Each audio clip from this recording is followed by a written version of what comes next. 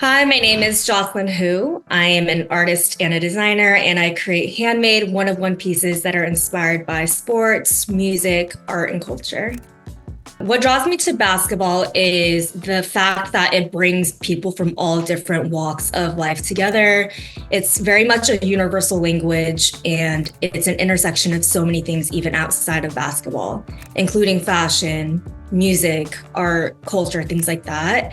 And it's really like the coexistence of all of these different factors that contributes to the culture. I've always had a passion for sports and for basketball. I'm from Phoenix, Arizona. So I grew up watching the Suns with my dad, and he was the one who really got me interested in basketball. But for me, I've always loved fashion. I've always loved art in general. So kind of for me, when I was getting started in this journey and learning how to sew, it really became a creative outlet for me to kind of translate my interest in sports and what I was seeing in fashion and what I was seeing in art, and really putting all of these elements together. Being a Taiwanese-American minority woman, you don't really see a lot of people who look like me in sports. So I feel like it's really important for me to kind of tell these stories from my point of view within sports and highlight a lot of underrepresented stories that don't often get highlighted in the media or get talked about in general. I like to include a lot of what I'm inspired by, and that particularly is sports and basketball. So it's really translating what I'm seeing on the court or from the sidelines into a piece of art. And fashion really is a channel that I use to translate this art. The goal of each piece is really just to spark conversation. So one of the more meaningful pieces that I've created was the piece that I had made inspired by Brittney Griner. It was when she was detained in Russia, and there was a lot of just negative political media chatter online. So I wanted to create a piece that would really embody how I was feeling about this whole situation and kind of switch the narrative and focus on her strength and resilience when she was detained. So I made this really exaggerated sweater. There were 42 sections on the sleeves to represent the number of weeks that she was detained. In this sweater, I also used rainbow threading to really illustrate her advocacy for the LGBTQ community. And then on the back of the sweater, I flipped her number 42 to form the letters SH in She Matters, to really make a statement about how women in sports were being portrayed in media.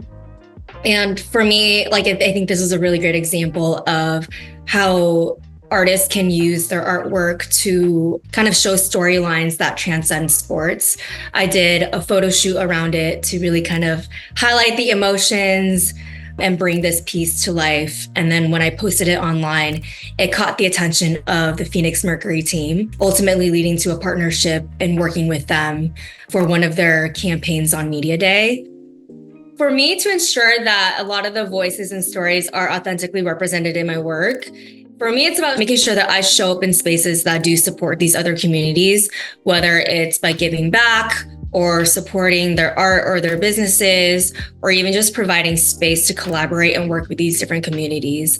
So for me, that's actually something that I really prioritize. If there are any projects or opportunities where I can pull in different people to collaborate with, especially women of color, I prioritize that.